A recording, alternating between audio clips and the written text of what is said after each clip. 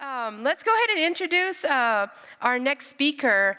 And oh my goodness, I could say so much about Rowen White. And we're just so glad that she has come to join us. And I was reading something on her Facebook, and she wrote, "Diversity is the root of our resilience. It is a fundamental Indigenous value that must be reflected in the many layers of our lives to tend to the sprouting of the new world we are all radically imagining and birthing into form." Isn't that beautiful? I'm looking for Rowen. Rowen, are you here? Back here. You're back here. Rowen, good to see you, sister. Okay, come on up, because it's just a special time for Rowen to be in our midst. Our sister Rowen White is the Strategic Director of Sierra Seeds in North San Juan, California. She will give our opening keynote. It's Seeds of Resilience, the Cultural Dimension of Plant Biodiversity in Indigenous North America. Everyone, please welcome our sister Rowen White. So good to see you, Denise. It's been too long. All right, am I live? Can you all hear me? All right. It's good to be here, relatives. Let's get my face off of here. There we go. Let's see some beautiful squashes and women farmers. Happy to be here to speak to you all today. I come here representing my own home farm, which is Sierra Seeds, as Denise said, but also I'm a co-founder of the Indigenous Seed Keepers Network, which actually took root here in 2014. We formalized the Indigenous Seed Keepers Network here at Shakopee Mdewakanton. In one of these rooms, we had an Indigenous Seed Keepers Conference here, converged seed keepers from all over Turtle Island and beyond, and that was the formalization of that. So I just want to honor and acknowledge the roots of some of our work. The Indigenous Seed Keepers Network has roots deep in Turtle Island, and so again, I say it was just a formalization of it, but we have been trading seeds across kinship routes on Turtle Island since time immemorial, and indeed, we are still here. As Denise spoke, I've been using this mantra a lot lately. Diversity is the root of our resilience, and that's the theme that I'm gonna weave together today as part of our keynote, to really dive deep into the fact that in our Indigenous communities, we are stewarding enclaves of diversity that contribute to the continued legacy of resilience and a stronghold here in Turtle Island. I would be remiss if I didn't acknowledge my ancestors and those whose shoulders and backs I stand upon. You can see this picture here, little Rowie at 6, who was growing this lumpy, bumpy pumpkin. Little did I know that decades later, I would be on the seed path, continuing to educate, mentor, and be a champion for seed stewardship and seed sovereignty across Turtle Island. I want to give a shout out to many of my relatives, a few who are included here on these slides.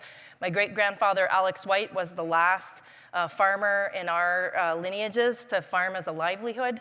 And then in the middle there is my grandfather, Lincoln White. I'm from a small community called Akwesasne, which is a Mohawk community that straddles the New York-Canadian border. We actually have an international border that runs right through our community. So the border crossed us, right? So we have relatives on either side of that medicine line, which has become increasingly complicated under this growing fascist administration. My great-grandfather, Alex, as well as my grandfather, Lincoln, they were both survivors of the residential school era, and so it was at that time in my family lineage that our connection to the land and our connection to farming and seed stewardship and food sovereignty was severed, right? My grandfather grew up on a farm, but my parents didn't grow up on farms. My great-grandparents and my grandparents were first language speakers of our Ganyak-Geha language, but my parents were not given that language because of the impact of those residential schools. But I always wanted to have my hands in the dirt when I was a little one. And they always said, oh, it was your great-grandpa Alex, or your great-grandma Rena, or my great-grandma Anna Jacobs, who grew legendary gardens in our community of Akwesasne. They always said that that was a throwback, that was that ancestral memory coming back. So my parents, like my mom, couldn't keep me out of the garden. And when we didn't have access to a garden, you'd find me in the pantry. I would be flipping up that Tupperware lid and getting my hands into the cornmeal and getting it all over myself, to the point where she would stop taking me out of there and let me just have my own little tub of cornmeal so I could play with that. So that was an interesting time. When I was 17 years old, I ended up on an organic farm in Western Massachusetts, where I began a decades-long apprenticeship with my ancestral seeds and foods. I had the great good fortune of being able to be mentored by Native people as well as non-Native farmers as well, and open up this whole entire doorway to this world of ancestral seeds and ancestral seed stewardship. I ended up on a farm where they had an heirloom tomato project where they were allowing us to grow 50 different types of tomatoes. And me, who had only known tomatoes as either round or red that you'd get from the grocery store, or perhaps even more just in a can of crushed tomatoes on the pantry shelf, I ended up on a farm where we would walk the fields and there would be striped yellow and green tomatoes, or peach-colored tomatoes that had fuzz on them, or beautiful, big, rainbow-colored tomatoes. And I began to ask, what are the stories behind all of these beautiful tomato varieties that were in this field? And pretty soon, I began leafing through old books and seed catalogs and talking with seed stewards in that area, and began to hear these beautiful stories of this co-evolutionary dance between humans and plants, that these seeds had traveled from Mesoamerica, from Central America, all the way over into places like Italy and Spain, where now we can't even imagine Italian cuisine without those tomatoes, right? But those were an indigenous innovation, those tomatoes. And they had traveled across that ocean and had taken root in other lands. And then by way of continued migration, had come back across the Atlantic Ocean, back over to Turtle Island in these new forms, right? But each of these seeds had a family, had a kitchen, had a grandmother who somebody had remembered them, had written them down, and had carried those seeds with them so that they could remember the cooking pots of home, right? And that's the power of heirloom seeds and ancestral seeds, is that they remind us of who we are and where we come from. So when I was 17, I ended up apprenticing myself to those tomatoes and learning from them. And then pretty soon I began to ask, what were the ancestral seeds that fed my community, in my community of Akwesasne, in our Haudenosaunee communities? And so I traveled home to my home community of Akwesasne, as well as other Mohawk and Haudenosaunee communities, and began to sit with patient elders who began to grab these dusty baby food jars and coffee cans and mason jars and give me corn and beans and squash so that I could begin to put seeds back in my ancestral bundle as a Haudenosaunee woman, right? And these seeds, I always say, they took me on a very unconventional rites of passage, right? As a young woman coming of age, they gave me purpose, they gave me passion, they gave me a pathway, a good pathway. And so I always say that those seeds, those corns and beans and squash, they became my aunties, my grandmas, right? They took me under their wing. And even though when I started to plant out those red corns and those blue corns, and I thought I was growing them, they were growing me as an Indigenous woman and showing me a good path and a good way forward. All of us here in this room, we come from a multitude of different ancestral lineages and backgrounds, but I want to say that part of this work of rematriation and seed sovereignty and returning our hands and our bodies back to the land is in response to the diaspora, right? That many of us, even if we're Indigenous to Turtle Island, we're living in a diaspora because of the impacts of colonization and capitalism. And no one in this room is untouched by the grief and the cultural insanity and the impact of the many diasporas that exist today. My story is probably not unlike your story. Perhaps you had a grandma or a grandpa or a relative or an ancestor who knew intimately how to plant seeds and save seeds and grow beautiful gardens, but by some way, forced relocation or some violences, that you were not handed down that inheritance, right?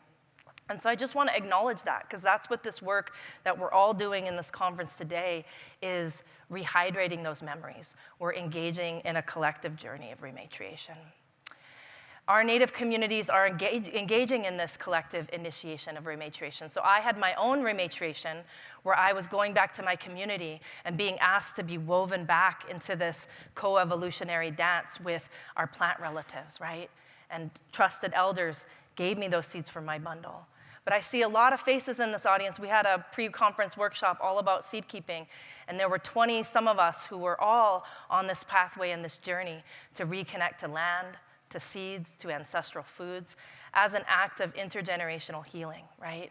And so we're connecting, rematriation is about reconnecting to land, to water, to our ancestral remains who were taken from us, to resources and wealth that were stolen from us, kinship routes that we were denied access to, items of cultural significance, as well as seeds, right? So we have this individual journey, and we also have this collective journey.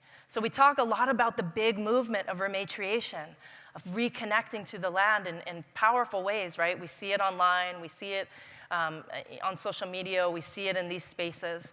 But I think the thing that's not talked about enough is that there's a very vulnerable individual journey that each and every one of us who are in this room are embarking upon as you courageously step into a path of rematriation for your own lineages, right? That it's not easy. It's not easy to sit and say, I don't know my language, or I don't know the name of my ancestral seeds, right? Because those things were violently taken from us.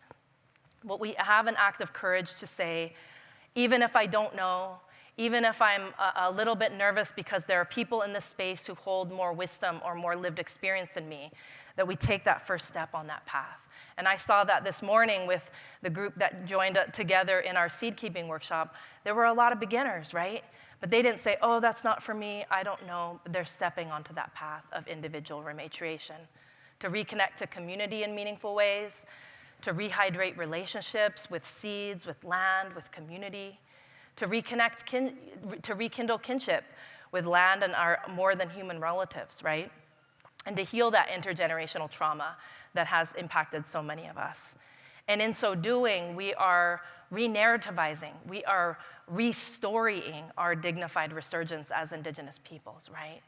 We're saying we're still here, we're still caring for our lands and for our seeds, and we are birthing those new futures.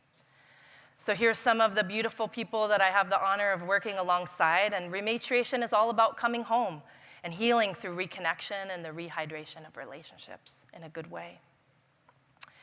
When I was 17 and doing that initial gathering of those seeds and that cultural memory with some of my elders who are now, some of whom are ancestors now, I ended up finding this book on the shelf on like the, 13th floor of the UMass library. It was this book called Iroquois Foods and Food Preparation by this man named F.W. Waugh.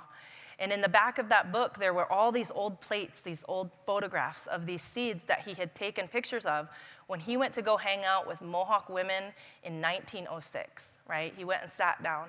And at that time, a lot of the ethnologers who were basically saying that Indigenous people were going to go extinct, they were going into our communities and gathering our cultural items of significance and gathering our stories and documenting them, right? But he sat with the women. A lot of people didn't sit with the women. He sat with these Mohawk women and took down all their stories and their recipes and their cultural knowledge. And I remember finding these particular plates of seed in the back of that book. And I printed them out, I photocopied them out, and when I would travel around to our Haudenosaunee communities, I would put these plates of seed in front of people, and it would always trigger a memory for somebody. Oh yeah, I know so-and-so, and they had this corn, or so-and-so used to grow that particular bean, you should go talk to them, right? And that sensory memory kind of started to come alive. And in the early 2000s, one of my seed elders, Steve McCumber, started making these posters. You can see the poster that says Onaha, Onaste on the top there. And this shows you the Indigenous resilience, that even though there were boarding schools, residential schools, forced relocation, massive cultural upheaval, that between 1906 and 2006, 100 years had passed, that our communities were still growing all of these same corns and beans and squashes because they had cultural significance to us. And even though those elders had to go underground and keep those seeds alive against all odds, they did it because they were portals of cultural memory and understanding. So I want to give a lot of credit to those elders, some who are now ancestors, who kept those seeds alive when folks like myself were still just coming up, and they were waiting for us to come.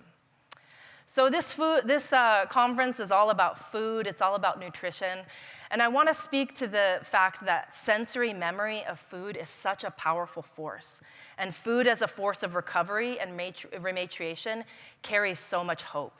So this quote says, "There's no greater healing from intergenerational trauma than reconnecting with the land and the foods that rehydrate a sense of belonging and place. The most essential caregiving rituals between friends, community center around food and preparation and sharing. People carry food and their food identities with them. So familiarity and comfort are key elements to how they heal. Food rituals are intergenerational, just as trauma is. So perhaps traditions of eating hold the key to healing emotional injuries, right? So when we're eating these beautiful foods prepared by Indigenous chefs, those foods are going into our body and they're healing us on a cellular level, on a somatic level. It's a really beautiful thing. So I remember that when I was tasting those ancestral foods for the first time that were coming back into my bundle from elders and relatives in my community, that it stirred something deep inside me. And it actually stirred a type of grief, a type of longing, a whole spectrum of emotions that has catalyzed my 30-plus year journey on being a passionate activist and advocate for the seeds and for the land and for Indigenous food sovereignty and seed sovereignty.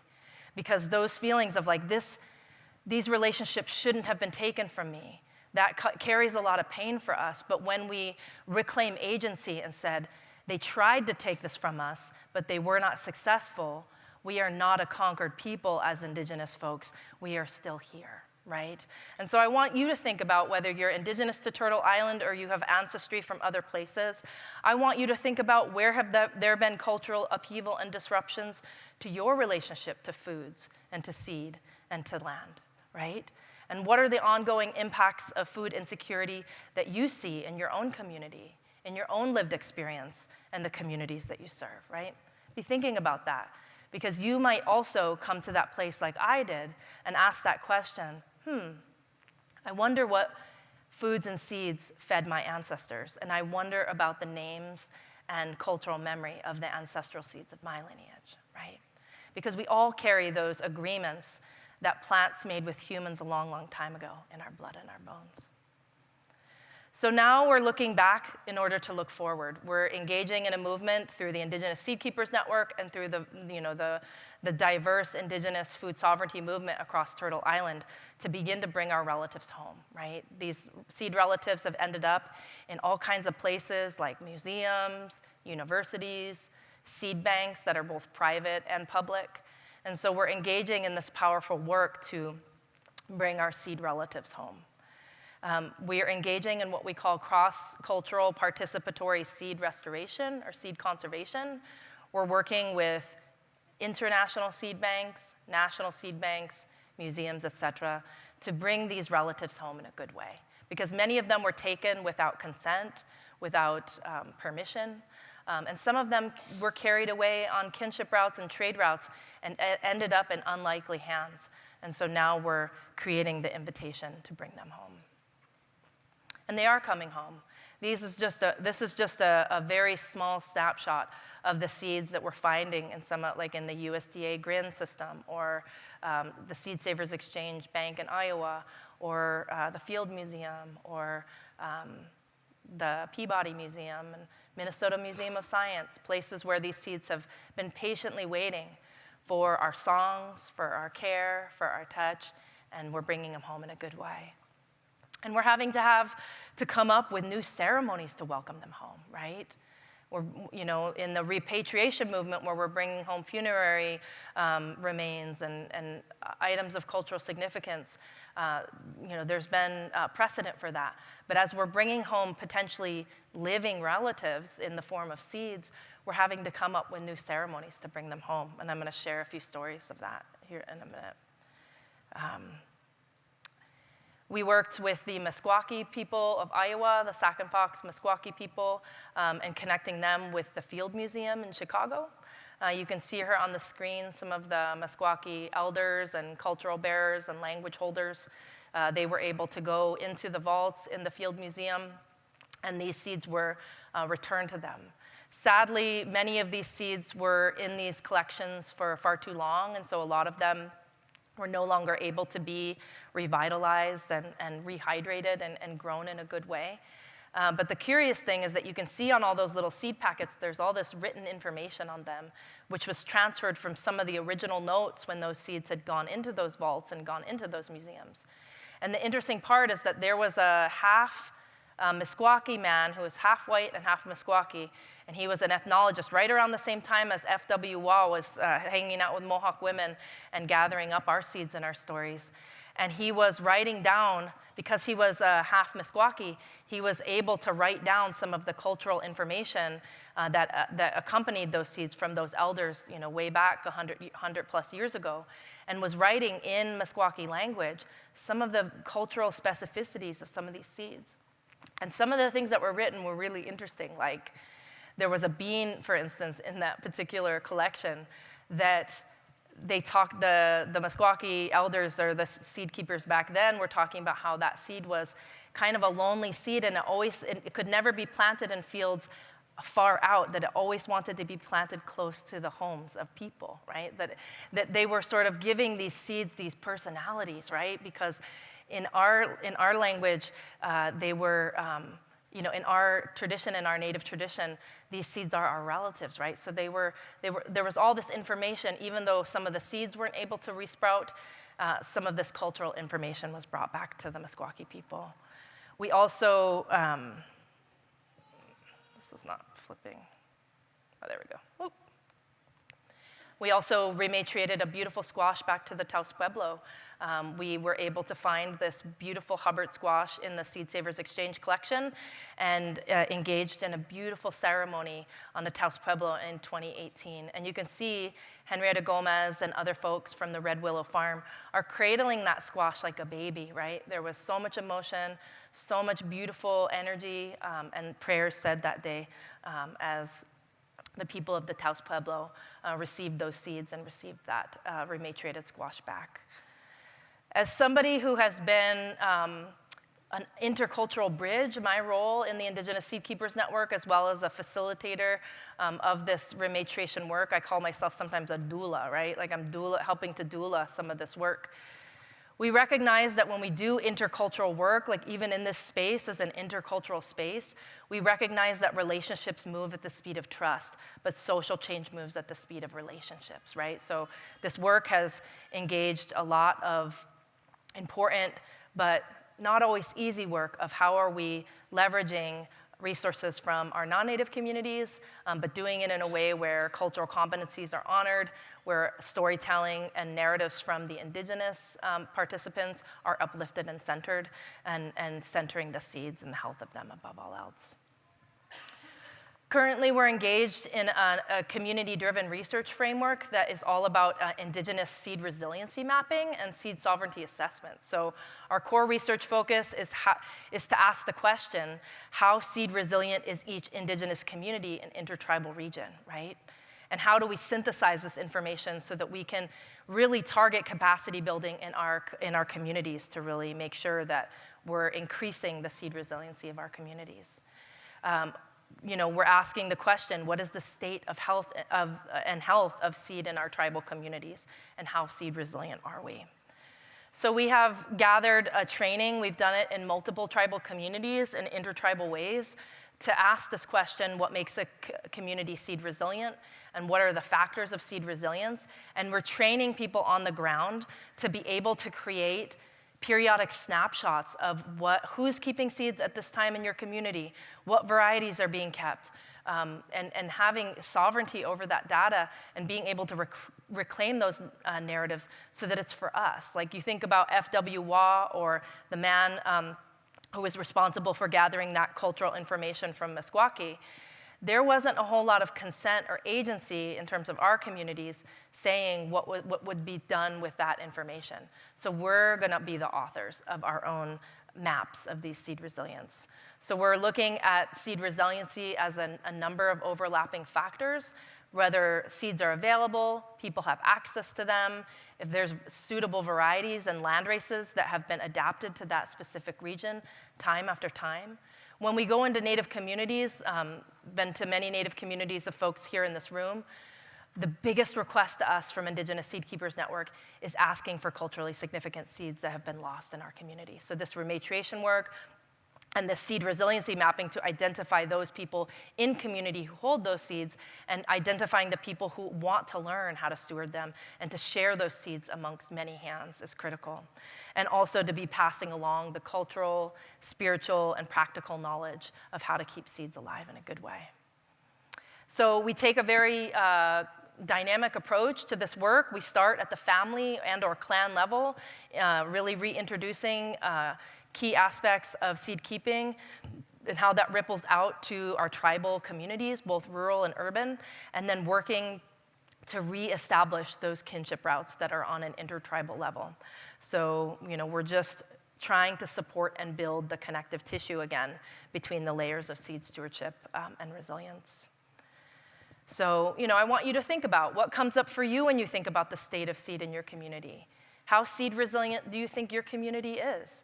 If we were no longer able to buy food from the grocery stores, like we did at COVID when there were supply chain issues, were there enough seeds in your community to adequately feed and nourish your community? Probably not, right? Because those structures have been dismantled through the hands of colonialism. But now we're doing the work to build that capacity back in a good way. We're doing work at the nonprofit level to create an adaptive model with communities who want to build these seed resiliency hubs. So we're hybridizing cooperative development along with nonprofit capacity building. So we can do capital investment and internal development and seed equipment grants and seed keeper stipends from the nonprofit side and bring in some of that philanthropic support. But we're recognizing, especially many of you have been impacted by federal funding cuts, by grant cycles sort of fizzling out. And so we have to recognize that this economic development that's culturally aligned around seeds, where we're not having to undermine our cultural protocols or relationships with seeds, we're doing work that's culturally aligned in the cooperative development realm. So what are the ways that we're creating autonomy and self-determination so we're not stuck in these grant cycle loops? We did work in our home community to rematriate land and seed back down in the Hudson Valley, where we would have been ancestrally growing seeds and foods. We initiated in 2011, we initiated a land and seed rematriation project, building trust and healing Indigenous settler relationships under the shade tree of a garden. So we worked with the Hudson Valley Farm Hub to have access to ancestral land that was taken away from us, and we began to plant. I'm actually gonna go back one slide. This red corn here in the slide here, this was a cob of corn. This was a variety of corn that had gone down to one variety in the hand of an elder at Gotnawaga in our Mohawk communities. And my seed elder, Steve McCumber, had been gifted that seed from this elder, and then he parted some of that seed out to many of us who began to grow it diligently and get it from that one cob into bigger lots of seed. We ended up bringing a big bag of this seed down to the Hudson Valley Farm Hub in this land rematriation partnership and ended up planting 5 acres of this particular Mohawk red corn, which yielded several tons of this particular seed variety, which then was rematriated back to our communities in a good way. So we took a variety that went down to one cob on the brink of extinction and brought it back to our ancestral homelands and grew it out so that we could bring it home. And you can see here we loaded up vans and truckloads and trailerfuls of corn and beans and squash and many other culturally significant varieties to bring home to our communities, to our longhouses, to our schools, and all of this. So what we're saying here is that the land and the seeds are healing us in a good way. We're honoring each community's unique vision and their autonomy and sovereignty to develop their culturally relevant models that serves their communities. So when we are going in and facilitating these seed resiliency mapping sessions or capacity building for seed hubs, we're not saying, here's the one size fits all for your community. We're saying, let's listen. Let's have these conversations. Let's figure out what is your unique version of a seed resiliency hub. You may have been agricultural people, but there are many Native nations across Turtle Island who were not agricultural, who either are reviving a different type of permanent agriculture through forestry, et cetera, or who, because of the decrease of land base, are having to now adapt agricultural practices in order to feed their communities, right? And so we know that Native communities are not a monolith, that there's a lot of different ways that we look. And so we've been also doing some graphic facilitation, bringing artists in to document these conversations that we're having in community so that people have a hopeful representation and visual of the dreams and prayers of restoring seed sovereignty into our communities. The partnership between the Hudson Valley Farm Hub and many of our Mohawk seed keepers and farmers resulted in a beautiful philanthropic partnership where Novo and other individual donors pooled money together to raise over $4.5 million to build the Akwesasne Seed Hub, which is in partnership with the Akwesasne Freedom School, which is one of the longest standing cultural and language immersion schools here on Turtle Island, where young kids from kindergarten up learn in our native Ganyatgeha language. So the Akwesasne Seed Hub is a 160-acre farm and a cannery building with a seed bank, a culinary kitchen, a butcher shop, all kinds of classroom space and gathering spaces where young people can come and learn how to be in relationship with these seeds and foods while simultaneously talking in our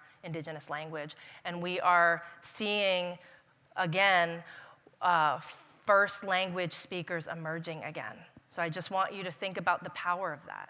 That I'm learning Mohawk language as a second language speaker. My grandmother was a first language speaker. But because of the impact of places like the Akwesasne Freedom School and learning places like the Akwesasne Seed Hub, where seeds and language and culture are all being revitalized all at once, that we're seeing young people who are now first language speakers again. And that's a really beautiful, hopeful sign. Yeah. And I want to say something to that because I think it's important. And the important part about this is that the places where So language is an indicator of cultural intactness. If we see that there are lots of Indigenous language speakers in one place, it means that that culture is vital and alive, right? And there are maps that show that the places where Indigenous languages are still being spoken and are still being utilized across the globe are also biodiversity hotspots. They are the places where biodiversity thrives. And so we know as Indigenous peoples that we have a cultural connection to land and to seed and to food. And we understand that, that we have cultural values that nurture diversity, right? That honor it and understand that the diversity is the root of our resilience. And so Native communities are enclaves of climate and cultural sanity in these times where the world seems to go mad. So this is an important piece.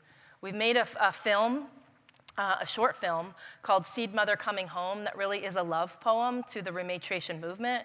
We hope to make a longer feature-length film at some point, although one of my colleagues and friends, Gajajuni Fox, is actually just working with PBS to create an hour-long feature-length film all about our original seeds. So that's coming forward. It's just on the film festival circuit right now. So you can find this on YouTube. We also have partnered with the Cultural Conservancy to document stories of the rematriation movement, where we are making sure that the stories of the power of seeds coming home to our community and the restoration of the language and culture and cultural memory are being documented in our own voices and in our own way. We're engaging across Turtle Island. Here are some pictures from our Southwest Intertribal Seed Network gathering that happened a couple years ago. This is where we inaugurated the seed resiliency mapping training. We had over 20 tribal members getting trained in a multiple-day training to go back into their communities and create that seed resiliency mapping, host those conversations, facilitate them, and begin to map out how to build capacity in each one of their communities to be more seed resilient in a good way. The most important part of this work, and I can't underscore this enough, is that we couldn't do this work of rematriation, of revitalizing indigenous seed sovereignty without intercultural collaboration, right? It's gonna take all of us in this time. So we are tasked with the job of reseeding a culture of belonging in our foodways and in our communities, and we are needing all of us in this time. We live in a time where the powers that be want to divide us, right? And the colonial project uses the tool of divide and conquer to keep us separate, right, from our different communities. But here on Turtle Island, I think more of us have a vision of a vibrant future of diversity and culture and, intercultural thriving than those of us who are brokenhearted and sow discord and chaos and want us to sort of be poisoning the waters and poisoning the land. There's more of us on this side of things that want to see a more vibrant future than those who don't. And so we need to begin to create and continue to invest in a diverse culture of agriculture who's moving towards the possibility of what I call cultural sanity again, right?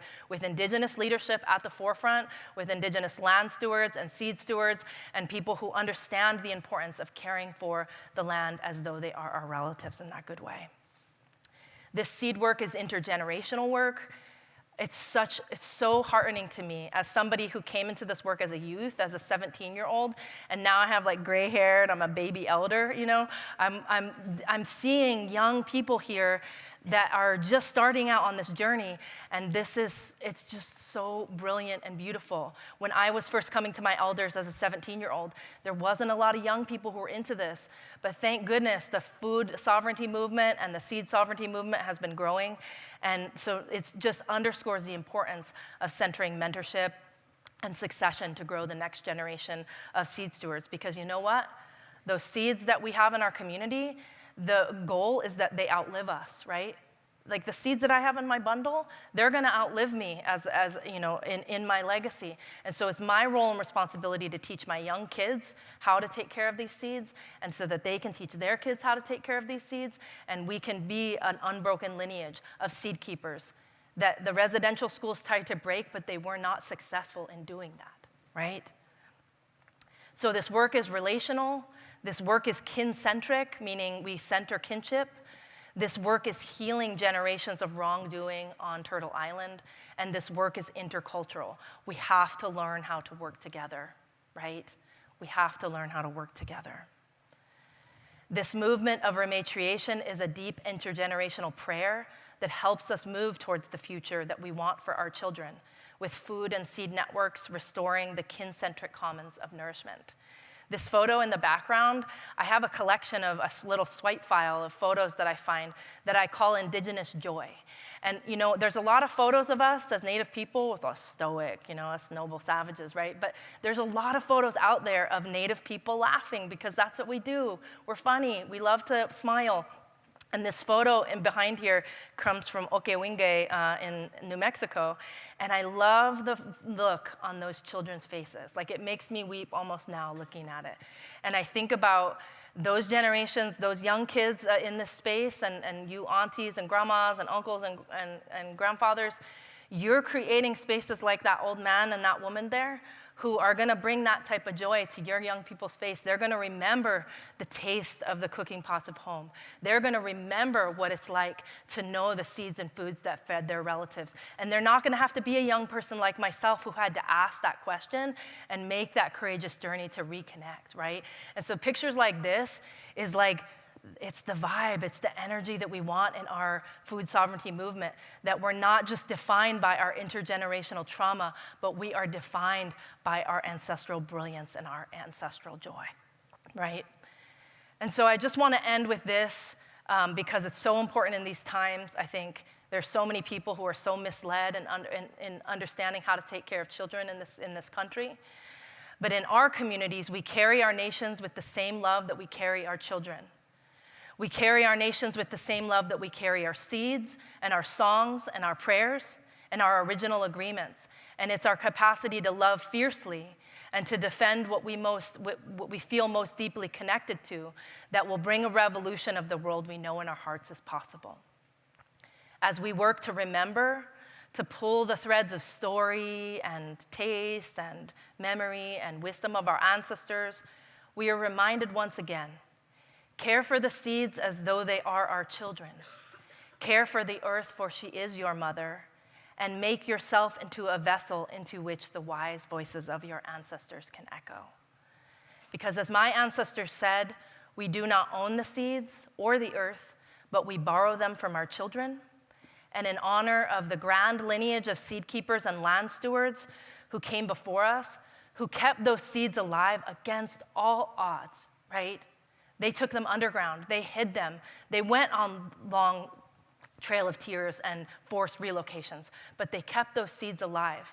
And that picture, my daughter's now 20, she's probably cringing and I'm showing this picture, but that was us standing in that field of Mohawk red bread corn, the one that had been revitalized from that one cob of corn back into our community. And the reason why I love that photo so much is that it reminds me that I was born a daughter of people who were not farmers and who did not know the names and the tastes and the flavors of their ancestral seeds. But my daughter and my son will never have to feel that way again, that they were raised up under the grace and blessings of the cornfield, and that they know the taste of flavors of home, of our ancestral foods. And so in just one generation, y'all, in one generation, we can reconnect and heal those severed lineages that the colonial project tried to cut from us. And so I just really want to honor that. And also, I love a good meme, so here's how it started, and here's how it's going. This is me all these years later, growing ancestral seeds and foods. And I always like to put this in there. You too can become a seed steward and your living room can look like this. If that's nothing else, my kids grew up climbing around squashes and corns and making room for them. This is the future, right? The world is inherently abundant and they are trying to build a narrative that this world is scarce and that we live in an economy of scarcity. But the seeds tell us otherwise. So thank you very much. I'd love for you to stay in touch.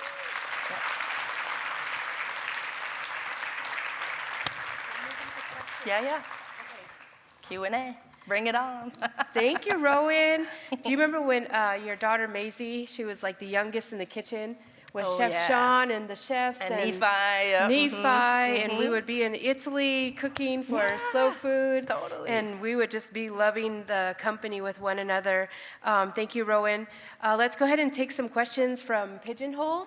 So one of the questions, you can go into Pigeonhole and enter your question under Rowen's talk. So don't enter it in where you enter for the prizes. Enter it in for the session, and we'll vote on it, or you can vote on it and see what the top question is. So the first question we have here, how have you seen seeds adapt to climate change or struggle to? Yeah, that's a great question. So I just want to preface that with plants are such incredible allies that they have the capacity to adapt to changing climate, the changing face of our Mother Earth, so much more rapidly than we humans are. So we have to partner with them in order for us to be resilient in the face of climate change.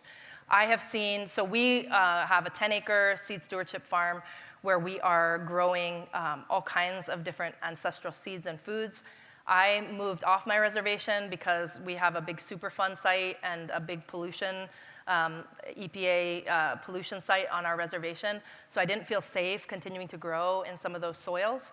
But I have subjected a bunch of our Mohawk northern varieties to a climate in the arid west where we do basically dry farming, where we have increasing the drought resiliency of things. And it's been interesting because a bunch of the seeds, like some of the corn varieties from our Haudenosaunee communities, have come over to me. I've been growing them in a dry farm situation, and then we've sent them back over to Haudenosaunee communities in this time where we're seeing increased droughts in the North Country, things that we haven't seen before, and those varieties are thriving just because we're learning how to adapt them to a drier season. So we're definitely seeing them adapt in that way. Yeah, and the sun is so much hotter. Oh, and I'm so from much the hotter. Southwest. We grew up dry farming, and there was a tornado. Yeah. Just 2 days a couple ago days back ago. home. Yeah, exactly. And we never have tornadoes on Navajo, and so that's something that we're seeing. And also, the uranium contamination from the Cold War era is still one of the impacts on our seeds that we're struggling with too. Yep. So it's a really important thing. It's like raising babies, right? Totally. You have to care for the seeds. Yep. The next question that we have. Conversations about data sovereignty continue to discuss the importance of sovereign servers and data centers. How should tribes approach relationships with partners like the Svalbard Global Seed Vault? Excuse me. Oh, yeah. Well, I'll underscore this, which is that you should never, okay, so I'm just going to be super real because that's who I am, is that you should never have your backup seed in vaults or in, Svalbard is like that Arctic seed vault that's in the north. And I would highly, highly, highly advise tribal communities to partner with the Svalbard Global Seed Vault. There's a lot of corporate investment into seed vaults like that. And basically, you never want to put your seeds, your backup seeds, in a place where you yourself can't travel there. Like you have to take a jet to get there or a boat. So would definitely encourage tribal community seed vault or seed banking to happen in situ or in community, as opposed to the ex situ approach, which is to farm them out way to the global north. I guess I'm just not trusting of that. I'm not trusting of the corporate investiture in those types of seed vaults. In terms of data sovereignty, again, I think tribes need to continue to invest in taking down cultural memory or any kind of agricultural data inside of their own servers and not leaving it up to like Google Drive or any sort of thing that might be compromised. The one thing I want to say, though, about data sovereignty and the importance of documenting our relationship to seed as a measure of protection, which is that the more data that we take down that notes our prior relationship to seed and our cultural memory, from a legal standpoint, can actually serve as what they call prior articles. So it basically, in this world where crazy people, people think that you can patent seeds, you can patent life, they are increasingly trying to patent traits and patent varieties that have indigenous legacy and lineage. But the more that we document our relationship to those seeds gives us the fuel to be able to say, you can't patent that because we have prior relationship to that seed. So that's the important part. And also advocating for the Native Seeds Protection Act. Exactly. Yep. That is something that we need to pass across the world and implement that in our communities. I think our time's up. One more question. One more question. They got one. Where one can more. communities find their original seeds? Well, like I said, for me, it was talking with elders and locals in my community was about just sitting down and asking, hey, like who in our community does that? And having those kitchen table conversations, drinking coffee and hanging out and having it be a real personal connection. But if you don't have the relationships to those type of people in your community, or maybe those folks just aren't around anymore, connecting into networks like the Indigenous Seed Keepers Network, coming to places like this and going to the seed swaps and connecting in with the other folks who are crazy seed ladies like myself and connecting up and making those relationships. But it's all about kinship, right? It's all about relationality, and it's less about transactionality. It's all about getting to know the folks in your community so that they can trust you to hand over those seeds in a good way. Yeah. So. Very important points. I want to say my sisters, Aww. HOT, hot, humble, open, and transparent. Yay, give it up for Rowen. Thank you, guys. Thank you, Rowen. Yeah, let's talk later. Bye. Catch up with Rowen because she's the example of being the matriarch of seed sovereignty. And I remember during the pandemic, we got some seeds from her, and I just cherished those seeds. You guys have some really great questions. Please network with one another. Be like trees. They're the best at networking. Do you know why? Because they're constantly branching out. Come on. Okay. So let's get the planning committee members up here for a picture. We are going to be moving to our break now at 3 p.m. You have about 30 minutes. If you get back here right on time, we might be doing some door prizes, so you don't want to miss out, okay? Thank you, everybody.